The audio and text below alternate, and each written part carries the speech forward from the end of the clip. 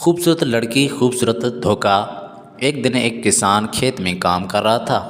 کچھ دیر بعد اس کے پاس ایک خوبصورت لڑکی آئی۔ اس لڑکی نے اس کسان سے کہا کہ میں بیمار ہوں، اگر تم میرا علاج کرواؤ گے تو میں تم سے شادی کر لوں گی۔ کسان بہت خوش ہوا اور اس لڑکی کو ڈاکٹر کے پاس لے کر گیا۔ ڈاکٹر نے لڑکی کو دیکھا اور بولا کہ تم اتنی خوبصورت لڑکی ہو، اس کسان کے ساتھ کیوں آئی ہو؟ اس لڑکی نے کہا کہ میں بیمار ہوں، یہ کسان میرا علاج کروائے گا، پھر میں اس سے شادی کر لوں گی۔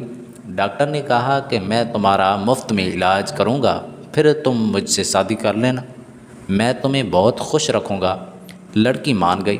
کسان کو بہت غصہ آیا اور ڈاکٹر سے لڑائی کرنے لگا۔ جب ان دونوں کی لڑائی زیادہ بڑھی تو لڑکی نے کہا کہ ایسا کرتے ہیں کہ ہم قاضی کے پاس چلتے ہیں، وہ جس کے حق میں فیصلہ دے گا میں اس سے شادی کر لوں گی۔ وہ سب قاضی کے پاس گئے اور سارا ماجرا بیان کیا۔ قاضی نے کہا کہ فیصلہ تو میں نے ہی سنانا ہے، ایسا کرو تم مجھ سے شادی کر لو۔ لڑکی مان گئی۔ اب تینوں میں زبردست لڑائی ہونے لگی۔ لڑکی بولی کہ میں بھاگتی ہوں، تم میں سے جس نے مجھے پہلے پکڑ لیا میں اس سے شادی کروں گی۔ وہ تینوں مان گئے۔ لڑکی نے بھاگنا شروع کیا، وہ تینوں بھی اس کے پیچھے بھاگے۔ کچھ دیر بعد قاضی تھک کر بیٹھ گیا، اس کے کچھ دیر بعد ڈاکٹر بھی تھک کر بیٹھ گیا۔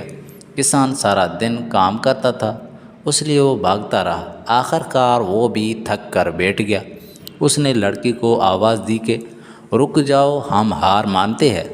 لڑکی واپس آئی تو ان تینوں نے پوچھا کہ اب تو تم بیمار تھی، اب اتنی تیز کیسے بھاگ رہی ہو؟ اس لڑکی نے کہا کہ میں دنیا ہوں، میں سب کو اپنے پیچھے اسی طرح لگاتی ہوں، لیکن کسی کے ہاتھ نہیں آتی۔ میرے بھائیوں اور دوستوں، آج ہم بھی اس دنیا کے پیچھے ایسے ہی بھاگ رہے ہیں، لیکن دنیا ہمارے پاس نہیں آئے گی، لہٰذا دنیا کو چھوڑ کر اپنے رب کو راضی کرو۔